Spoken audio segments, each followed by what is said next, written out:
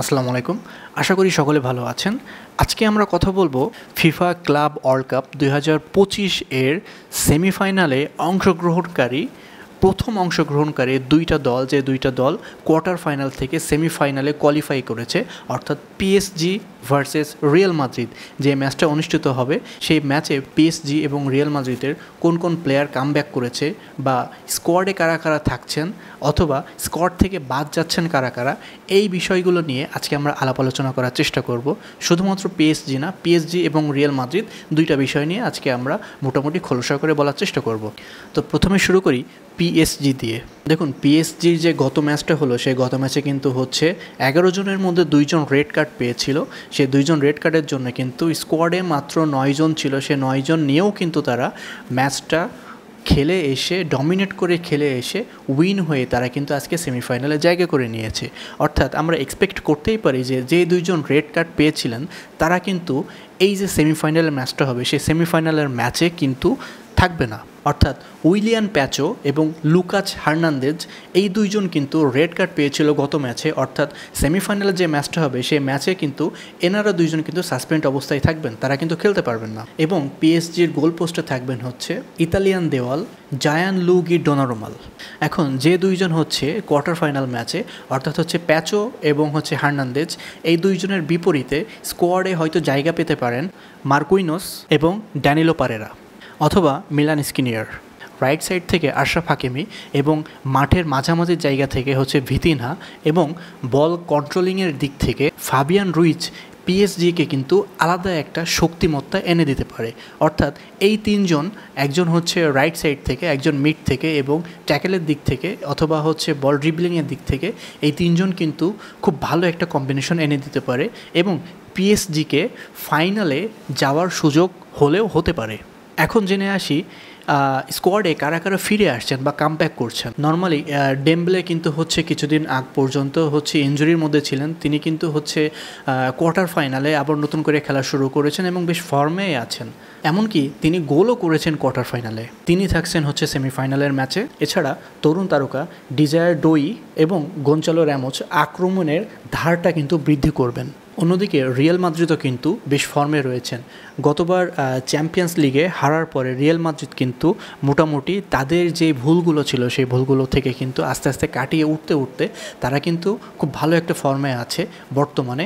এমনকি তারা বর্তমান কোয়ার্টার ফাইনাল থেকে জিতে এসে সেমিফাইনালে কিন্তু তারা অংশগ্রহণ করছে। এরপরে তাদের ফাইনালে যাওয়ারও সুযোগ আছে।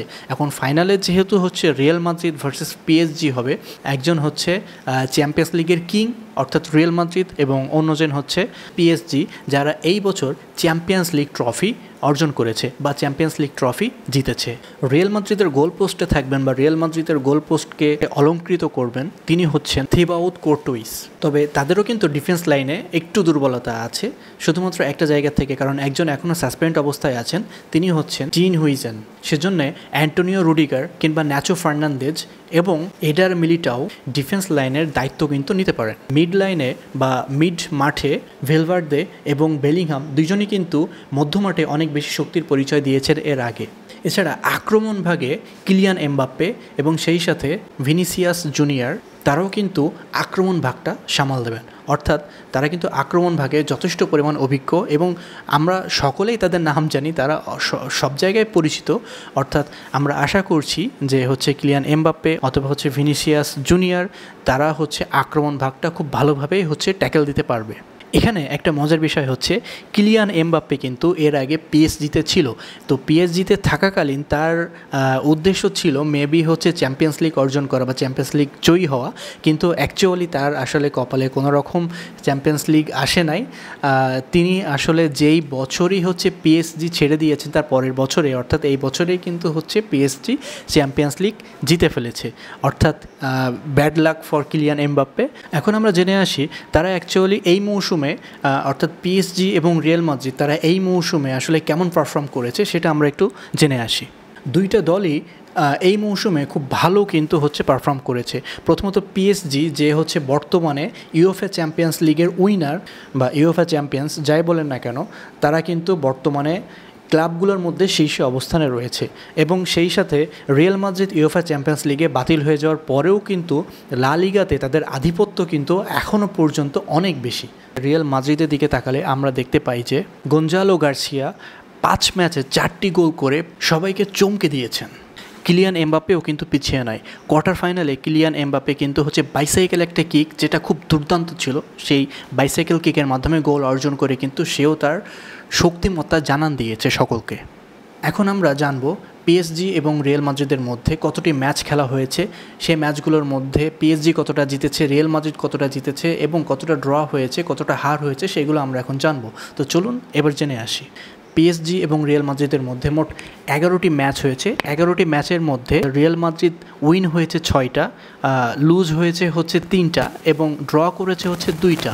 মোট 11টি ম্যাচ হয়েছে, অর্থাৎ ম্যাচের দিক থেকে রিয়াল মাদ্রিদ কিন্তু পিএসজি থেকে এগিয়ে আছে। সর্বশেষ 2021-22 সিজনে, অর্থাৎ চ্যাম্পিয়ন্স লিগের 21-22 সিজনে রাউন্ড অফ 16-এ রিয়াল মাদ্রিদ 3-2 অ্যাগ্রিগেটে কিন্তু উইন হয়েছিল পিএসজির বিপক্ষে। যদিও রিয়াল মাদ্রিদ পূর্বে অনেক ভালো খেলেছে পিএসজির বিপক্ষে, কিন্তু বর্তমানে কিন্তু PSG UEFA champions league winner, অর্থাৎ তারা ইউএফএ চ্যাম্পিয়ন্স। সো তাদের বর্তমান পারফরমেন্স কিন্তু যথেষ্ট ভালো। সেক্ষেত্রে রিয়াল মাদ্রিদ এর আগে যে পারফর্মটা করেছে সেম একই রকম পারফর্ম যদি এই ম্যাচেও করতে পারে, তাহলে হয়তো পিএসজিকে হারানো সম্ভব হলেও হতে পারে। কিন্তু যেহেতু পিএসজি বর্তমানে খুব দারুণ ফর্মে আছে, এই ফর্মে থাকা অবস্থায় পিএসজিকে হারানো কিন্তু অতটা সহজ না। অর্থাৎ যদি পিএসজিকে রিয়াল মাদ্রিদ হারাতে চায়, তাহলে তাদের টিম কম্বিনেশন, তাদের মধ্যে ট্যাকটিক্যালি যে লাইন আপগুলো, সেগুলো কিন্তু খুব ভালোভাবে মেনটেন করতে হবে কোচকে। এখন আমরা যে সেমিফাইনালে ম্যাচগুলো দেখব, সেই সেমিফাইনাল ম্যাচের মধ্যে 4টি দল থাকবে। 4টি দলের মধ্যে 2টা দল সম্পর্কে আমরা অলরেডি জেনে গিয়েছি। একটি পিএসজি এবং অন্যটি রিয়াল মাদ্রিদ, এবং অপর 2টি টিম ফ্লুমিনেন্স এবং চেলসা। এই দলের ম্যাচ অনুষ্ঠিত হবে 8 জুলাই, অর্থাৎ এখান থেকে হয় চেলসা অথবা ফ্লুমিনেন্স, যে কোনো একটা দল ফাইনালে খেলবে এবং এই পাশ থেকে পিএসজি এবং রিয়াল মাদ্রিদ, এই 2টা টিমের মধ্যে যে কোনো একটি টিম ফাইনালে উঠতে পারে।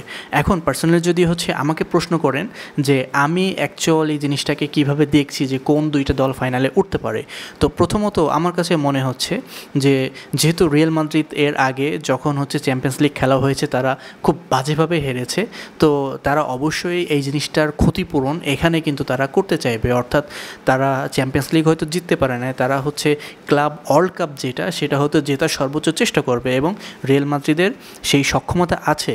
ঠিক একইভাবে যেহেতু পিএসজি চ্যাম্পিয়ন্স লিগে জয়ী হয়েছে, তারা চ্যাম্পিয়ন্স লিগ চ্যাম্পিয়ন্স, তারা এখন ফুরফুরা মেজাজে আছে, তাদের মধ্যে আন্ডারস্ট্যান্ডিং কম্বিনেশন খুবই দারুণ।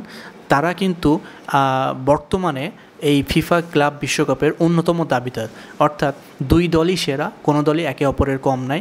বিগত দিনে পিএসজি কিছুটা পিছিয়ে থাকলেও বর্তমানে কিন্তু রিয়াল মাদ্রিদ এবং পিএসজি একেবারে সমানে টক্কর। অর্থাৎ আমরা বলতে পারছি যে এটা সেমিফাইনাল একটা হাই ভোল্টেজ ম্যাচ এবং আনএক্সপেক্টেড ম্যাচ হতে যাচ্ছে।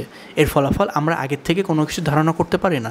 তবে আমার কাছে পার্সোনালি মনে হয় যে হয়তো রিয়াল মাদ্রিদ আগে উঠতে পারে, অর্থাৎ রিয়াল মাদ্রিদ হয়তো ফাইনালে খেলতে পারে। এখন কিভাবে খেলতে পারে, কেন খেলতে পারে, এই বিষয়গুলো নিয়ে আরও বিস্তারিত অনেক আলাপ আলোচনা করা দরকার। অন্য কোনো ভিডিওতে আলাপ আলোচনা করব।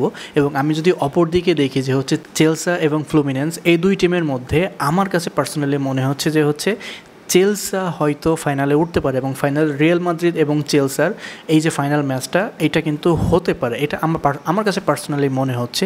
তো এখন ফ্লুমিনেন্স এবং চেলসা, এই 2টার মধ্যে কেন চেলসা ফেভারিট, সেইটা সম্পর্কেও আমি নতুন একটি ভিডিও বানাবো। আশা করি সেই পর্যন্ত ভালো থাকবেন এবং চ্যানেলটি পছন্দ হলে চ্যানেলটিকে সাবস্ক্রাইব করবেন, পাশে থাকা বেল আইকনে ক্লিক করবেন। আজকের ভিডিও এই পর্যন্তই। দেখা যাক ফাইনালে কে ওঠে। অধীর আগ্রহে অপেক্ষা করতেছি ফাইনালের জন্য, সেমিফাইনালের জন্যও প্রচুর পরিমাণ এক্সাইটেড।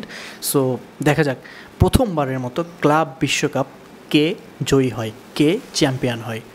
তো আজকে এই পর্যন্তই। আসসালামু আলাইকুম।